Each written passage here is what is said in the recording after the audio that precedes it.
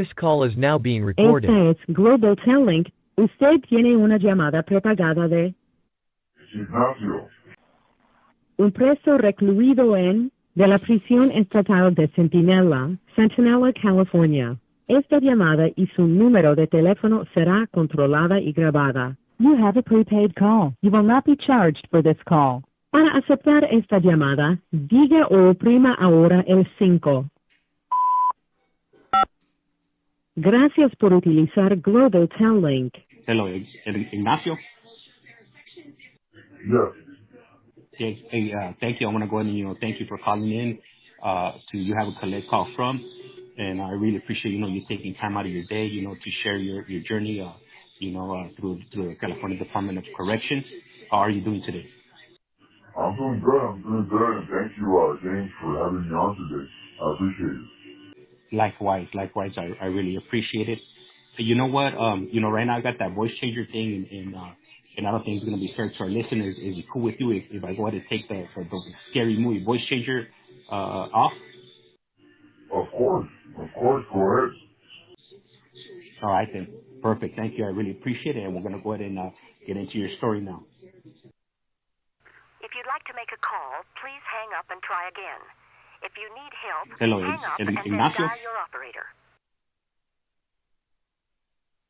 Hello, Ignacio.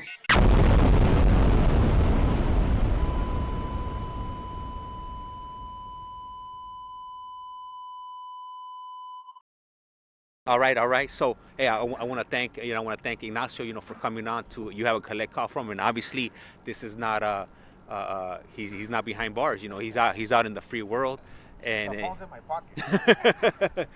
and let me see, and then like that, and then so he did some time, and I brought him on because I think he has a very unique story that he could shed some light, some inside light, as far as what led him down the path that he went on, and and how eventually he made it home, and whatnot.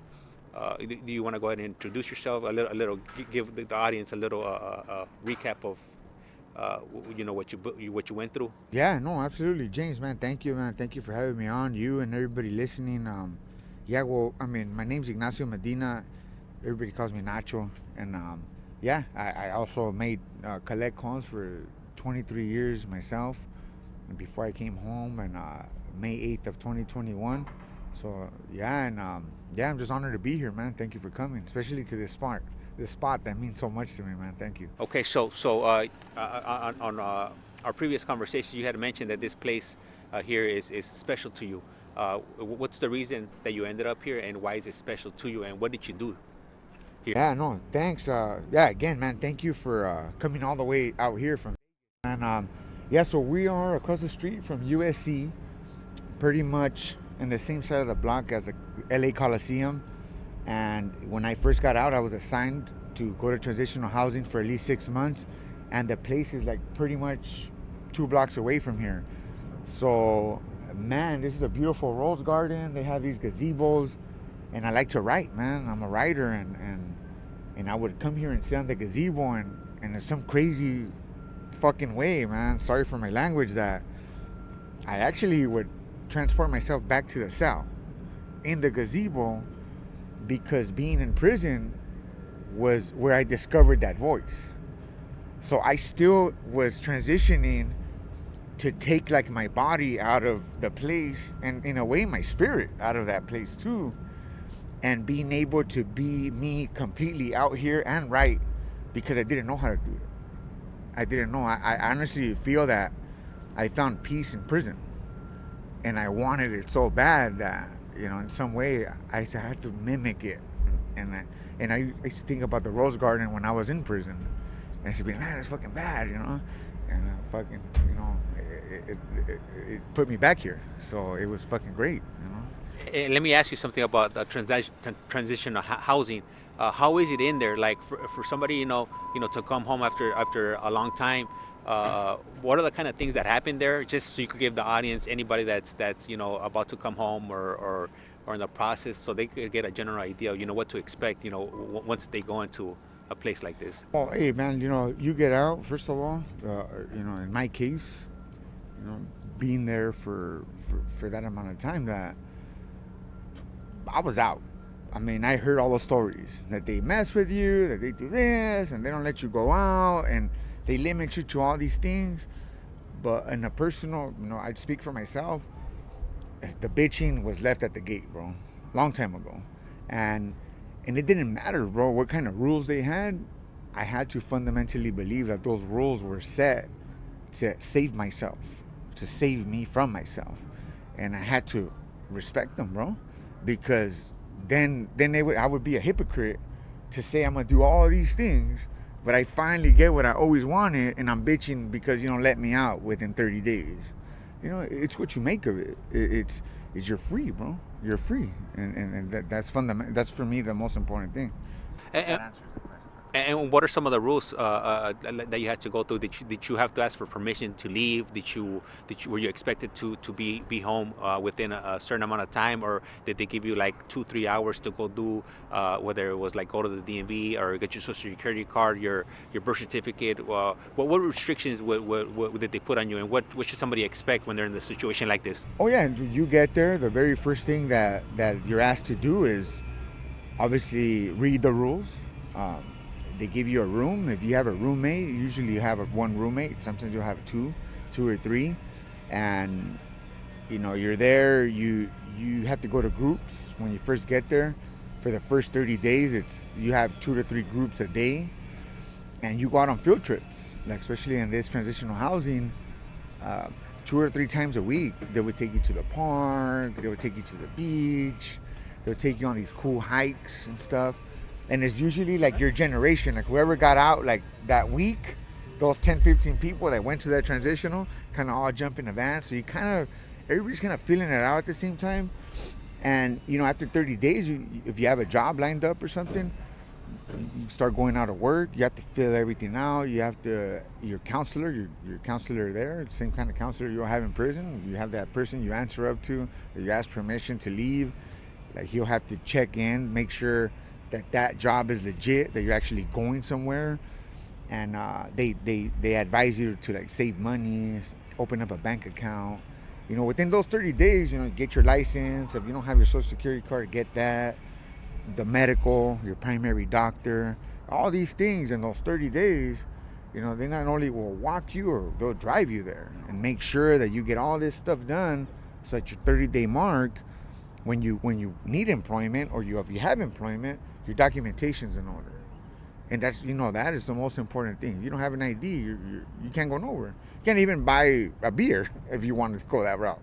Yeah. The ID is you need that. So yeah, those were one of the things. I don't look at them like restrictions. And I know there's people that are probably cringing. I don't, bro. I don't, because I followed the rules in there. And would you say having those, like you said, right now, some people will consider these restrictions. Do you think that those helped you, help you be disciplined, to be able to, work within the confines or within the lines they gave you to move around? Most probably, man. It's we'll get to that later on, and I believe I would love to share it. Like, I could have been a cautionary tale 1,000 times over in these 2.5 years. I've definitely, pushed a line here and there, but straight out of the chute, I was following the rules for 8 years. I wouldn't stand behind the yellow line. I mean, I just didn't, I wasn't scared. I didn't feel like I was walking on eggshells. But out here, I just think that it was just, they just wanted me to do good. I really believe that. I just didn't pay attention to the negativity, to people thinking they were holding us back. I don't think these programs are set to hold you back. They're set to help you succeed. Some are better at that than others, but they're all fundamentally done for that purpose. And go ahead. And I just feel like, it's just my personal opinion. I'm grateful. I would say, my opinion would be that if you're there to focus on to work on yourself, those rules are gonna help you, and those programs are gonna help you, excel. Now, if you're there and you don't care about any of that stuff, you're not trying to improve, then they're not gonna help you. You're not gonna get anywhere. You're gonna be on the same square that you were the same day that you got out. Yeah, and I apologize. It's like this: if I would have got out, if I would have gotten out and felt that way, then I would have been a hypocrite to begin with, because that means I was just following the rules to get what I want. Right? It's like I'm staying clean. I'm not doing this. I'm not doing that. I'm not doing this, so they can see me do all this good stuff. And then I get out here and I'm like, fuck you, fuck these rules. It's still inside of me that I wanna challenge shit. And I knew that in there, that if I was gonna do this, if I was gonna do it this way, that I had to have follow through, because I'll say, like, in my career right now, if what I do today is the reason I got out, so if it opened up that metal door for me and the electric fence, then I'm out here and I'm doing the same thing. Imagine the doors is gonna open for me out here. I'm not gonna change what works. It works, and that's just what I believe, and they helped me get to this point. I really do believe it, that I wouldn't have been here without them. So, yeah. Yeah, that's huge. That's huge, man. I like how you put it. I mean, you did the work in there, and you followed the rules in there, and then pretty much you just followed the blueprint. What was working for you out in there is definitely working for you out here. Yeah. To get you where you need to be. I know in previous conversations, you had mentioned to me that you do writing, and this is something that you had a passion of when you were back, sitting in the SHU. Would you get into some of those thoughts that you had back then? Were you in the SHU? Yeah, no, it's So when I went into prison in '98, I remember when the county, and this is I haven't even talked about this, that I got a pad and a pencil in my first bag of store, and the county at that time, you had to walk in the hallway and like ask for your stuff because you couldn't even point out. So it was very limited. So they had like the standard tablet and your pen or something. And when he says tablet, he's not talking about a phone tablet or a. He's tablet, yeah, old school. Yeah. So you would go spend these $70 in the hallway in the commissary, come back to your cell, and when I tried to write, I forgot how to write because I had dropped out of school like at 13, 14 years old. And I had stopped writing, paying attention at 11. So at 18, I actually couldn't write, bro. And it took me practicing to write. But then throughout time, my aunts and my mom and my cousins would say, hey, like when you write me these letters and you tell me in the letter that he goes, oh, tia, I know, tia, don't cry, okay? Like in my fifth grade parentheses, right? That were super like out of place, right? And she goes, mijo, it turns out I was crying when I was reading that. And it was like I was deliberate with my words, my written words, but I didn't understand that I had the ability to convey a message that way, right? I didn't know that. So then in 2016, I went to this program called Inside Out Writers, and man, this teacher, man, that came. He's like a light in my life, obviously, that, he found a way to like get me to like one day I like wrote something and I got up there and I read it. And I had just written it just like that, like a letter. But it seemed, even when I was sharing it, that it kind of sounded like if it was like rolling, And I was crying and I was super embarrassed. I was crying in front of all these other guys that had never seen me cry. But I guess I was talking about like the last day I was out, before I committed my crime, and I went to prison and I had never talked about it, so I started crying, and that was the beginning of my healing process. So it was writing, right? And shortly after that, man, I it's a super long story. I don't want to bore you guys with it, but I was actually watching the Oscars with my cellmate that you guys meet him. later on, Gilbert, is that I jumped up out of my bunk and I was like, hey, bro, I'm going to win an Oscar. And, he, you know, we talk shit to each other, bust our balls, like all the guys in there with your Sallys, you know, when you have a good fucking Sally, you love that fucker. Like, you know, you talk shit to each other, but you know you're well-natured, you know, you kind of bust your balls, not because you're trying to put yourself down, but because you want to call each other's attention on, okay, fucker, you said that, I'm holding you to that. It's a whole different way of busting each other up, you know? And this is my boy, you know, it's one of my best friends, and he was, motherfucker, you don't even know how to write, dog. I was like, I don't give a fuck, I'm gonna do this. And bro, I just started like, from that moment on, it was I took out like the bullshit channels off the TV. I stopped reading like those fucking mafia fucking books that, you know, I started reading shit that was teaching me how to share my voice. Books about writers, books about people that produce things, that share good stories. And I just started writing. And, you know, in a nutshell, about 3 years later, I ended up helping me and another guy. He knows who he is. You know, I don't agree with him, but it doesn't mean I don't like him. I'm sure he's a good dude. I helped him in a project to write a short play script, and we ended up filming it in Corcoran, in Sat F. I believe it was 2018 or 2019. I'm not sure.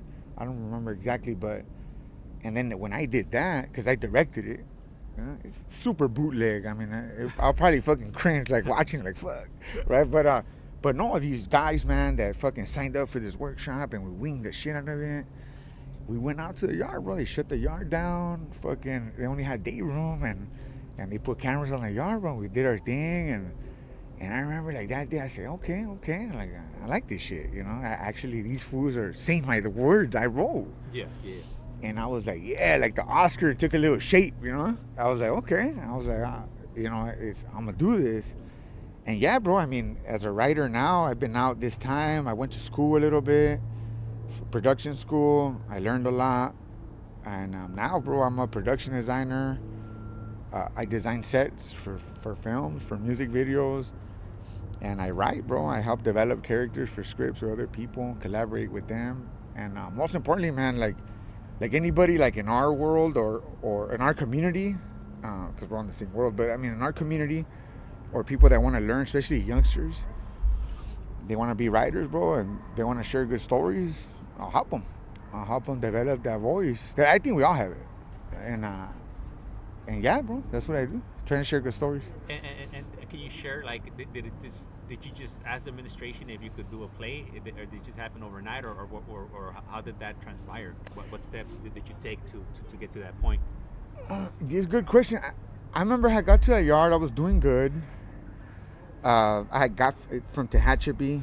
I went to Sat F, and this dude, he just, I guess he was like, he knew the people like in administration or whatever. Someone told him that I would write, so we kind of like talked, and but I took on, like, you know, in a way, like ownership, right? Like I'm gonna do this. Like when in group, you know, when you start doing groups in there, yeah, you know, you're like, oh, they're gonna let me be a facilitator, and then you want to facilitate every program, and then you want to relate with everybody. Like anybody that shares in a group is like, oh, I relate with that, and dude, I didn't realize at that time, like, the group wasn't about me. The group was about us.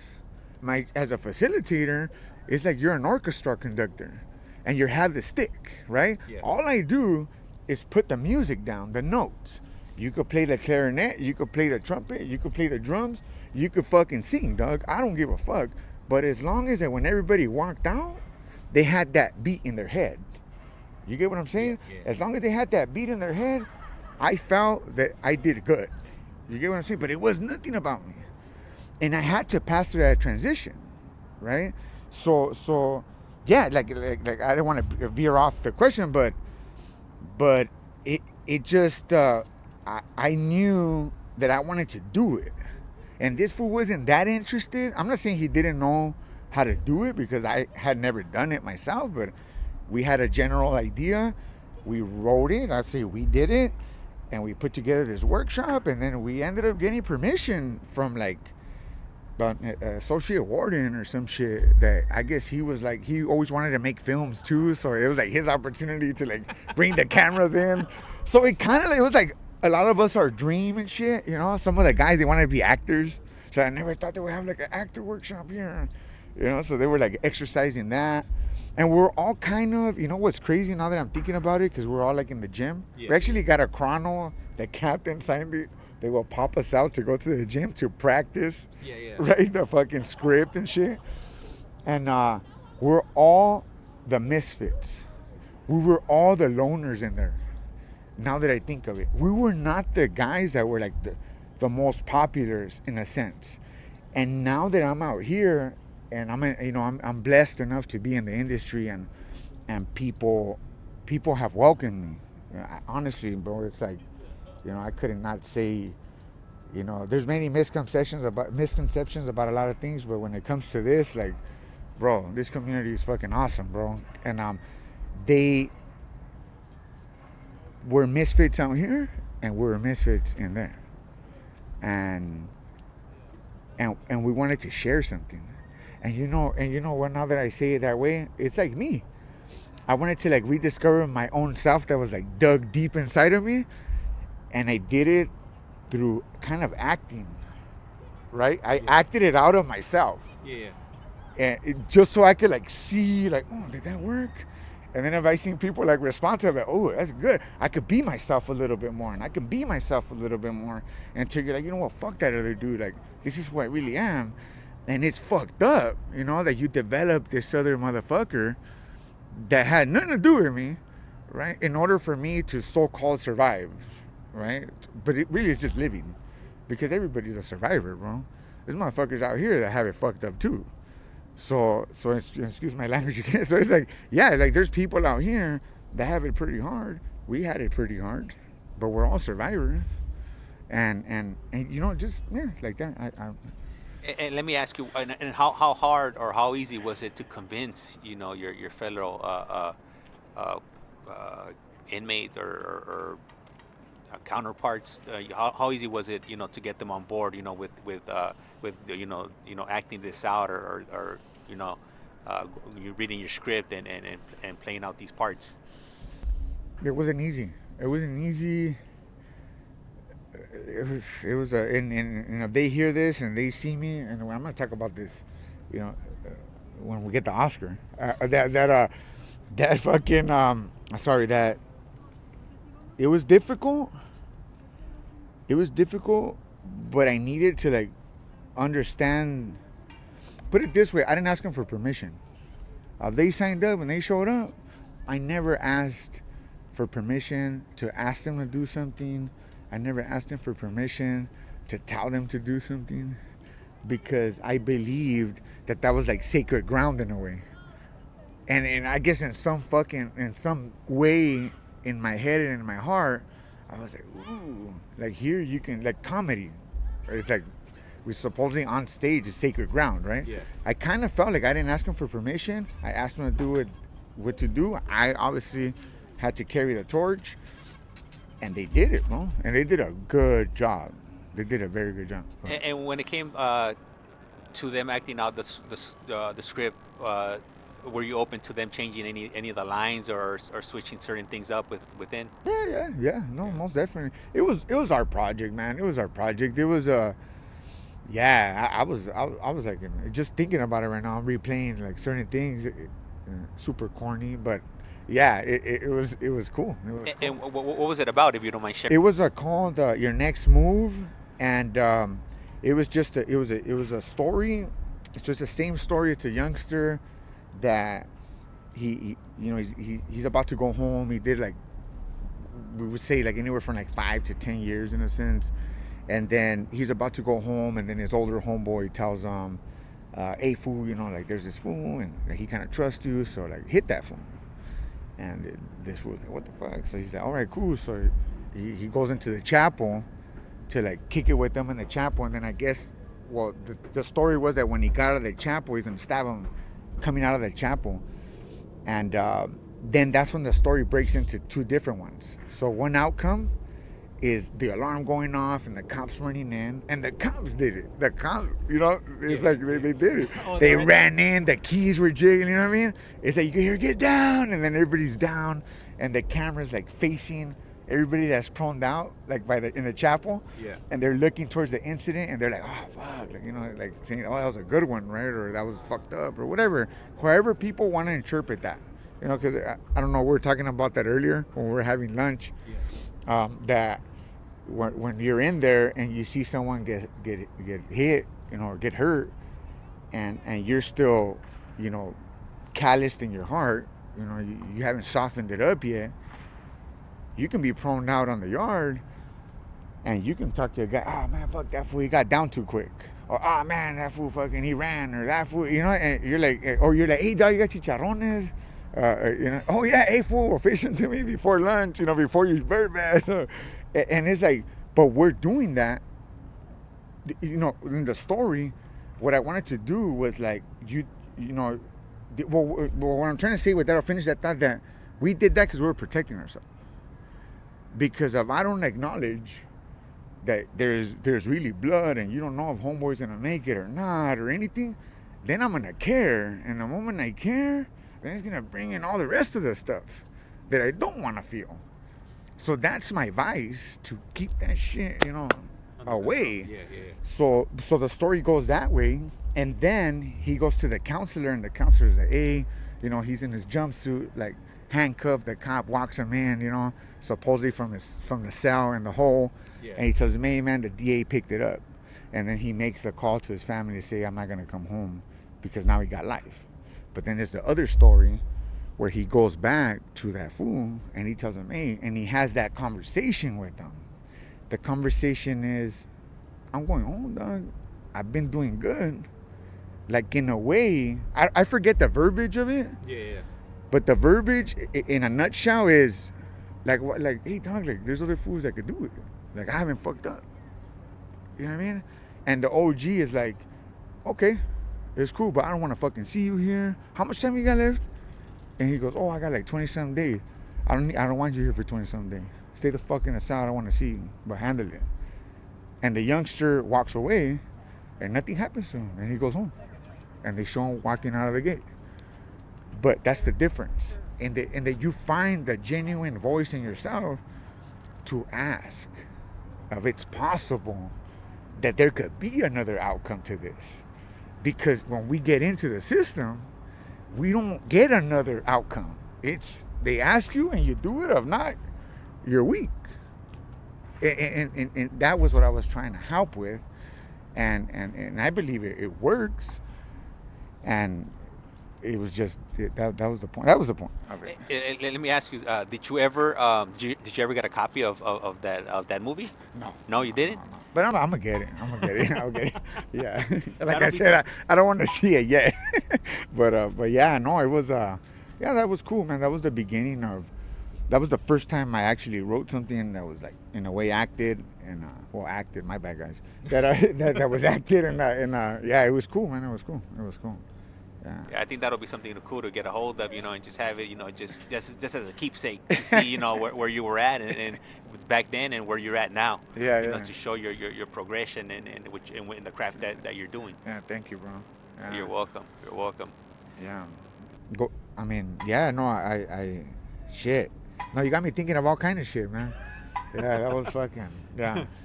Right. Yeah, no, it was a good time, man. There was a lot of discovery in that time. A lot of discovery on like understanding that I wasn't gonna be the same. Like, not the same when I got locked up, but not the same after that day either. Because now, like, dude, like, I've been God, the universe, however you wanna say it, man, it's been good to me, man. Like, just hands down, but yeah. And normally when you have thoughts like this that you don't feel the same towards the things you're participating, normally you can't share that with anybody because that doesn't look good, right? Mm-hmm. So was there anybody you ever confided in, telling them, letting them know that you kind of were changing the way that you looked at things and possibly, you know, wanted to take a different route? Yeah, I mean, I had a couple of cellies. I mean, I could say, you know, we would speak about. I think usually we would never dare to say, like, oh, this shit is all bad. We would kind of like identify like a character, and you know, when you're fucking around, it's like, oh, the dude that's running this shit, like, you know, you don't agree with him on whatever the fuck he's doing. So you're taking it out on him. But once you get to that point, I mean, I can say it from conversations I have with guys out here that were fucking around or are fucking around or however. It's none of my business that you were looking at that fool's face just because you didn't want to dare to look at everybody else, because everybody else was doing the same thing. You know, the guy taking the lead was just a motherfucker that was there to speak up. Yeah. Right? And we blamed him. But really, if you fucking went like this, you would have been like, God, like, what the fuck, right? But you're right there. And like, again, you know, you have to fucking cover this up. And because you can't think about that. You can't, bro. You can't. I mean, that's a whole other thing for me, bro, that I think about depression and stuff like that I suffered through it, and other men suffered through it, and they're good friends of mine, bro, that you know, not say, hey, you know, that took their life, and I got to see them, bro, being taken out of their cell and shit, and dudes that fucking, they would come to my window. There was a dude who came to my window one day, man, and he's like, hey, what's up, bro, how you doing? Cool. And I remember he slid this National Geographic under my door, and he lived 2 doors from me, and it was like right before count time, like 4:30, and when the 5 o'clock count came by, like, you heard the cop like knocking on the door, and then kind of louder, and then he pushed the alarm, and I was like looking out the window, he was like to my right, you know, so I was looking through the slit of the door, and then I'm hearing the COs talking now, and they had already went in and confirmed that he was dead. And dude, like, I was like, this would look fine. I was like, hey, fool, you need something? Wait 1 minute. You know, the classical, you know, knock on the door when you take off, y la chingada. Yeah. And he took his life, and I was like, what the fuck, you know? It's like, you have all these questions, right? And again, I was already changing. So yet, to me, that was another person that didn't give me the answers I wanted. So, you know, when you go back to my story, you know, when you know this, you know, my dad dying at 9, you know, he was a heroin user, succumbed to his addiction, died. I was 9. I totally disconnected from the world. I was too afraid to love because my Superman let me down. You know, so the man that I look up to the most, the first man I loved, that was my father, that I respected, like, left me. Like, after that, it was like, fuck you. You know what I'm saying? It was just that way. And they never told me the truth. So I'm this 9-year-old boy at 30, at 35, right? When I finally, you know, changed my mindset that, you know what, I don't want to see like cartel movies. You know, I didn't turn Christian. I didn't walk around, no pun to anybody. But to me, it was in my heart. I didn't have to tell people what was there. I had to show it. First to myself, and then people started to catch on. My analogy, before I get to chatty, is that there's a poem I wrote, right? And I have no name to it, but it's the analogy of, like, when I walked out to a yard, everybody on the yard was carrying my shoes. Everybody. Some were Converse, some were Nikes, some were just state shoes, some were jet flaps. They were carrying my shoes. And when they shook my hand on the yard, after they shook my hand and gave me a hug, they handed me my shoes. And then I finally got to another prison to when they were handing me my shoes, I wasn't taking them anymore, right? So I was like, oh, I don't want to wear those shoes, and I don't want to wear those shoes, and I don't want to be that guy, and I don't want to be that guy. And then one day, bro, and I'm telling you, dog, this is like, this one day, this one guy came and he got at me on a different conversation about some good shit. And you know what? I metaphorically in my head looked up, and on the power lines, there was a pair of shoes hanging right there. And he was the first man that killed that old Nacho, right? And then the next 2 or 3 days later, there was another pair up there. And then you know what? A year later, all the power lines were full of those shoes. And I gave myself the liberty now, because I had earned it in a way, to wear the shoes I wanted to. And no one was ever going to hold them. I was going to keep them on. And I lived from there to now wearing those same shoes. Obviously, I don't walk around in circles anymore. I could walk left and I can walk right and I can, you know what I mean, do my thing. But that really fucking empowered me because it wasn't me anymore. It was what people expected of me. And I didn't like it. So in essence, you feel obligated to do a lot. Absolutely. I believe, man, I can't speak for anybody, but man, people don't know how to say, like, wait a minute in there. People don't know, a lot of people don't know how to ask, like, a simple question. Hey, bro, hey, James, how you doing today, man? Who the fuck asked that? I don't want to fucking tell you how I feel. Like, I'm screwed like you. I'm right here. Like, I don't want to talk about that. But you know what? There's some people out there that will. They'll dare to ask you a fucking question like that. And we'll hear you out. And they're on the yard somewhere. And I hope there's more now than there was before. And I hope it only gets bigger and bigger and bigger.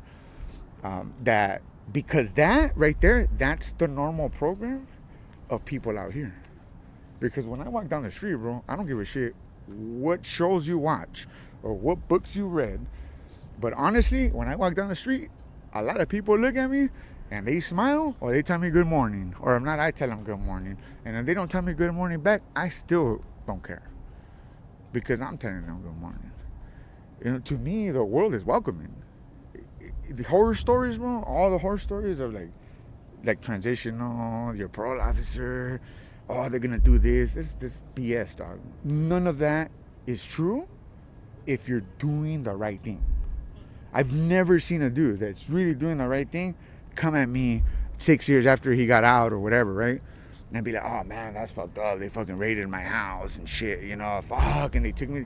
No, the fool that goes to jail or that happens to him, he was doing something. He's just not telling you that. Yeah. And I feel, I'm passionate about this, that you don't give that information to people inside. Because that misinformation, bro, really hinders your progress. Because the thing is, you need peace. You need to decompress. You come out here, bro.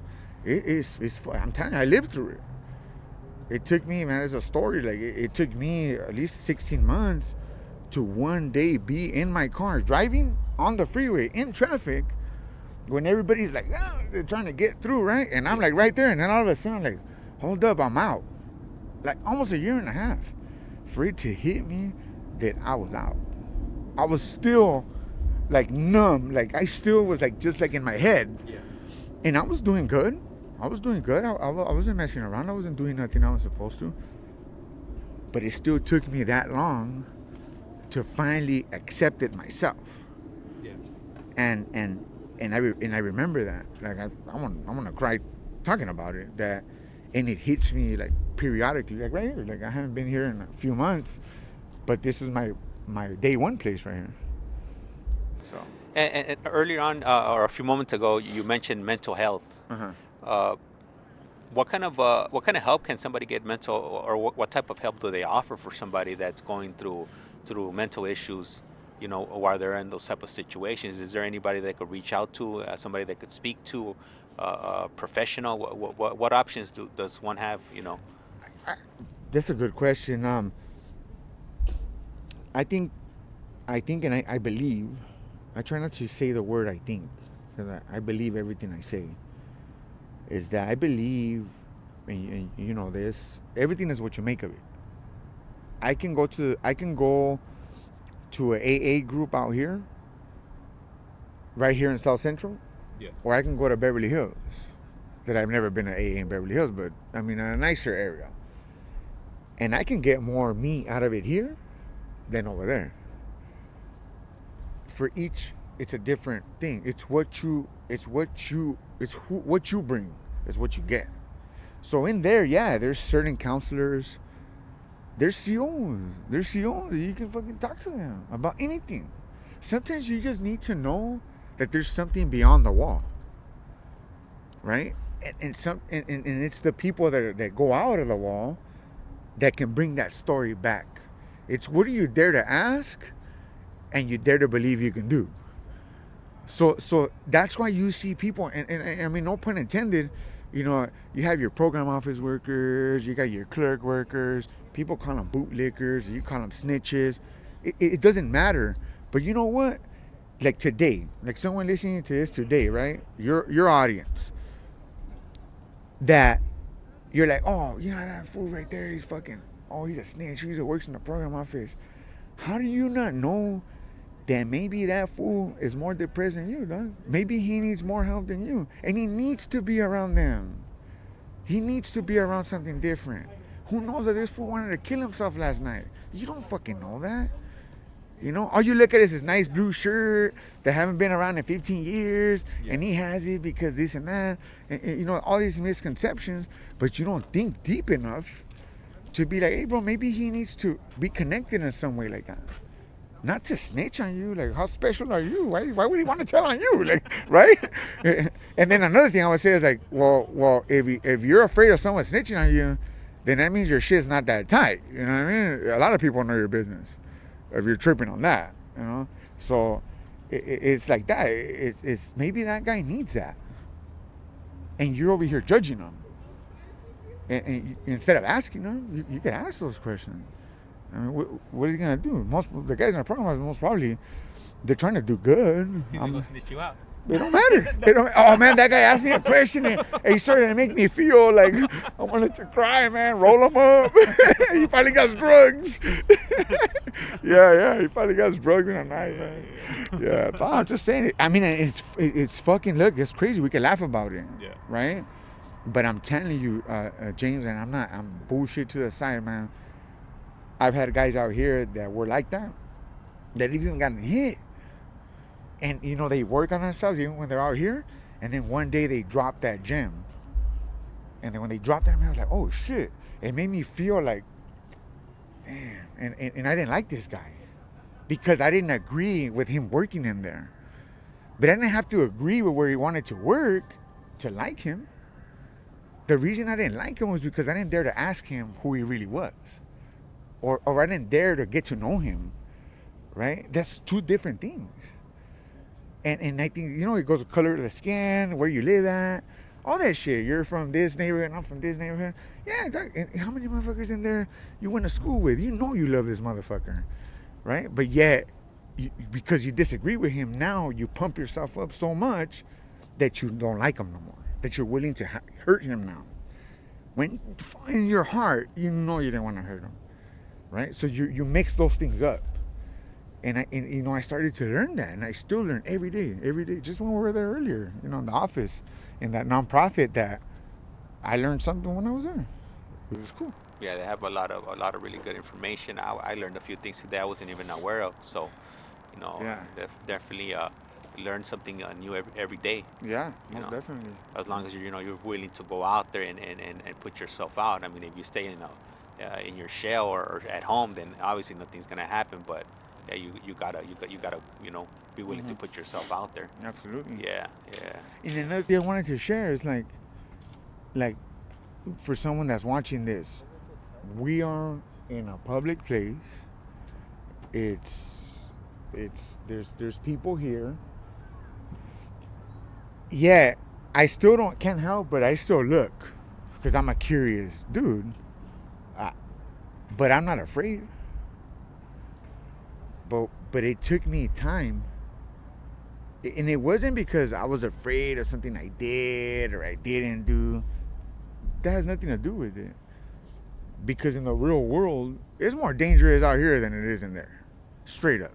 Only in there, in the numbers, there's a higher chance that you get hurt. But out here, it's more dangerous because there's guns. There's all kinds of shit. There's cars, there's drunk drivers, there's everything. There's people that disrespect you, they could hurt you that way. There's crazy women out there, you know what I mean? There could be toxic, they could hurt you that way. There's so many other ways of being hurt when you're out and you open up and you live a life. But I'm not afraid of someone hurting me. And that in itself is because I was taught this. I didn't just come up with it out of thin air. That's part of self-care. So the moment that I feel anxiety or I feel some kind of fear that something might happen, I automatically go back into myself and I say, hold up, I'm not being kind to myself. I remember this feeling. This is a feeling I used to get when I knew someone was going to get hit. I was nervous. I was eating. I didn't want to look at homeboy. You know what I mean? And I carried that feeling with me. And whenever I get that emotion, that little taste in my mouth of something that could be negative, I automatically say, hold up. I'm not doing nothing bad, bro. You know what I mean? Like, I'm not trying to hurt nobody or nothing. Like, why do I feel this way? I'm not being kind to myself right now. Maybe I should not go to that party tonight. You know, maybe I should cancel that date. I should just chill in my house. And that is something that people out here, they do it. It's just, we don't talk about it all the time. But I know for myself and the guys that you met today in the office that we've been through some shit. So we have 1,000,001 ways how to find that peace that we didn't have, that was taken from us. And for some guys, man, they went, a lot of us went through some shit, man. Foster care, we lived on the streets, whatever it is. Like, dude, peace was like fucking, we seen the words, but they were like, what's that? And we finally were like, orale, I read the definition, I relate with it now, right? Yeah. And yeah, but it's yeah, bro, it's just being kind with yourself, man. Being patient. That shit's gonna happen no matter what. Not now doesn't mean not ever. So yeah, bro. You got me thinking about too many things right now. Yeah, going back, and thinking about these things, you probably, haven't thought about this in a long time. So I'm pretty sure it brings up, old memories or old feelings about, situations you're in. So, what better way, than talk about it right now would be the perfect time, to jog your memory and go down memory lane. Yeah. No, no, but most definitely. I mean, for me.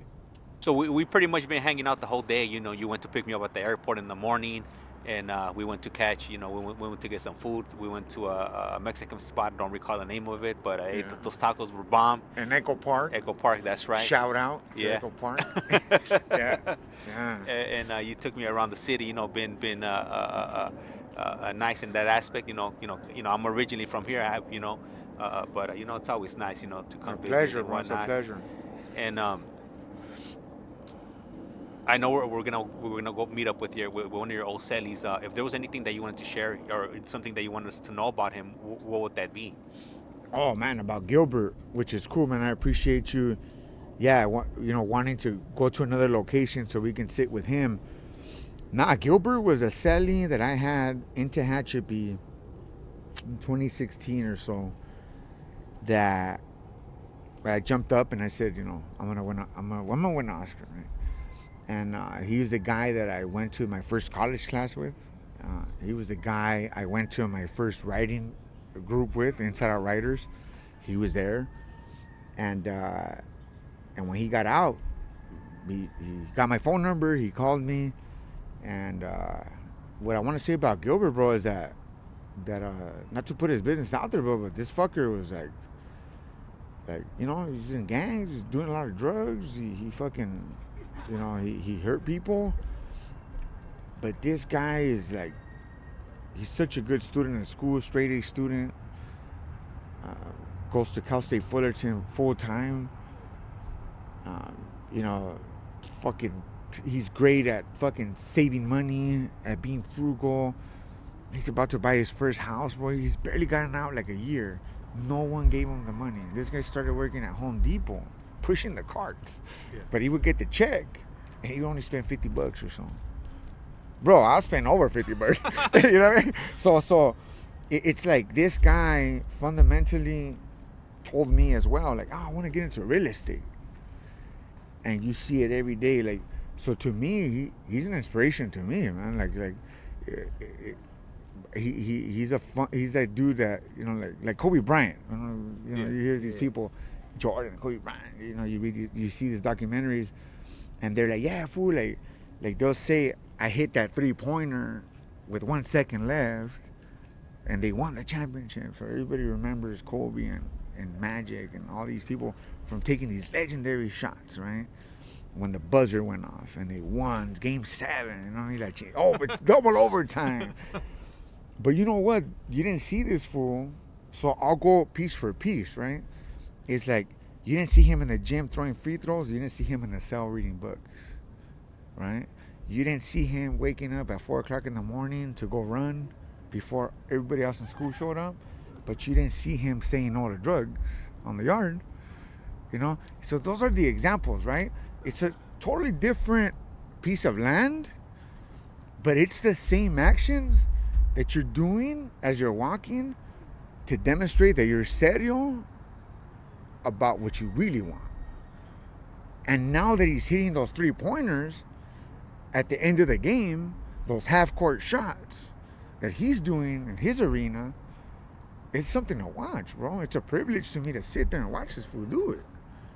You know, he got a fucking beautiful girlfriend, bro, inside and out. And he's kind of ugly fucker, but you'll see him.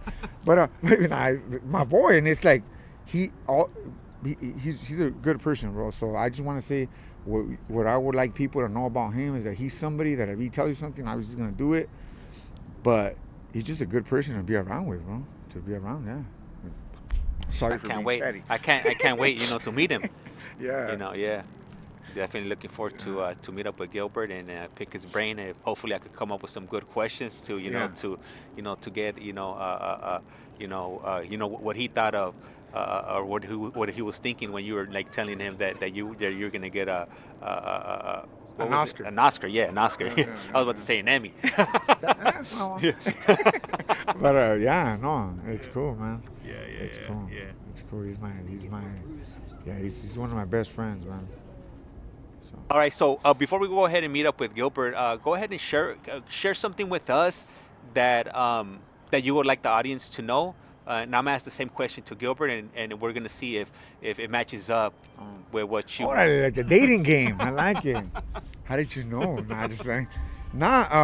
For me, I mean, a lot of things, but one thing is I am fucking crazy. I am a dreamer. I've said some fucking pretty ambitious shit.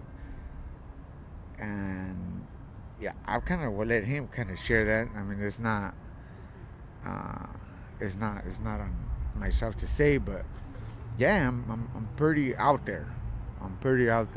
And I'm not a one-trick pony.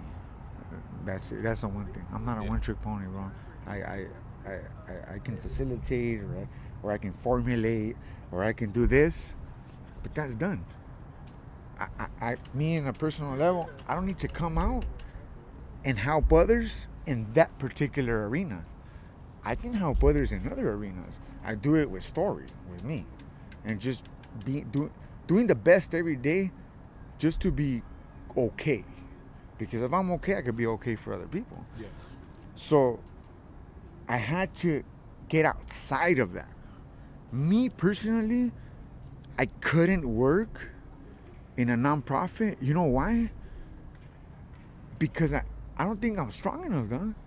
I honestly don't think I'm strong enough to hear somebody every day ask me how to get their ID, or ask me every day, can they go to visit their mom? I don't want to be the guy. I don't think I could do it. I can't. It takes a lot, bro. It takes a lot, because I know how I heard it when I walked out the first day. And I know that when I asked that first person to help me do something, either if he said yes or no, I know how I felt. So I don't want to take that from other people. Maybe maybe I'm not strong enough to take it. Yeah. So I choose to change the dance to still do good, but not right there. So like when I took you to this office of this nonprofit that also helped me a lot, and I have super love for it. I love a lot of it, but I could never work there. I couldn't do it. Bro. Because to me, it's the same thing. It's like me walking out of my cell and going to facilitate group and putting the chairs in a circle. And I'm doing it out here. Like, that's not, for me, it's not fair. because I'm putting myself right back into the suffering that I came from. And I can't do it. But I respect the men and women that do, because we fucking need more. So yeah, somebody has to do that. You get what I'm saying? Yeah, somebody has to do and it, that's why I went there. And because I went with you. And you seen I had like a little order of business to take care of. Yeah. And it's ARC. Yeah. So in ARC. So I had to go. This is like my first day off. Last night I was in the hospital. I was in the hospital till 4 o'clock in the morning. And it was bad. I was hurting, but I feel much better. Fucking thank you to the doctor. So I'm in the emergency room doing that. I said, hey, I couldn't go Monday because I was stuck. I was waiting 7 hours, bro, to be seen. And so today I see you is perfect. You know, you go, introduce you as well, and in my order of business. But I go there because of the community. Yeah. I don't care if a celebrity's there. I don't give a damn if the founder of this shit and that. I don't care. That dude was never in a cell with me, bro. But in that room are dudes that I bled with, that I fought with, that I cried with, that I grew with. You get what I'm saying? That's my people. I love these fuckers. Yeah. You know what I mean? Like they fucking fuel me up. I walk out of there, and when I walk into these sets, bro, with these people, however they could be A-listers, B-listers, to me, bro, they're all A-listers. If you fucking dare to do this crazy shit that we do to make movies or music videos, that's fucking nuts. Like, en serio. But to be able to do it and to be like, hey, fool, I just got, like, I say it to myself, man, like, that's crazy. Like, I was just in a fucking prison. Like, or man, fool, there's all these fools doing this. Yeah. And I'm privileged enough to be right here. But thanks to that fool that heard my bullshit when I got out, that fucking was like, no, Nacho, like, no way, you can't do that. And I'm like, what? And he would show me it worked. Yeah. The transitional housing, it worked. I needed it, bro. If I wouldn't have had that, fool, who knows? Trust me, because I would want to be everywhere. And let me ask you, and would for somebody like in a situation like you know, you were down decades, would it be even an option, you know, to if you wanted to come home and not go into a transitional home, would you? Absolutely. I mean, I think for me, no, because obviously, you know, you get out with these certain conditions to where it's mandatory that you at least do 6 months. Yeah. But if they didn't have that rule, oh, bro, there'd be a lot more people back in prison. Yeah. And you know, you get the 6 months. And then you have an option at another 6 months. So it's like you got a whole fucking year of rent free. Bro, you need it. Trust me. I fucking pulled the plug at 6-7 months, and at 9 months I was like, damn, that's $2,500 rent. Damn, that's half my feria, right? If fucking you need it. And then if you do a year with 6 months and one transitional, then you go to like sober living, where you can kind of be out all day. You just kind of sign in, sign out. Yeah. Living on your own, bro. You have your job, you have your girl, whatever it is you do, or you have your boyfriend or whatever. However you choose to go about your business, right? Is that, and then after that, you got another year where they'll pay almost all your rent. So 2 years, bro, you're fucking living it up. I fucked up. I didn't save shit. I fucking lived every check like it was my last check, because I'm celebrating my life, right? But if and you know, I was blessed to have good work.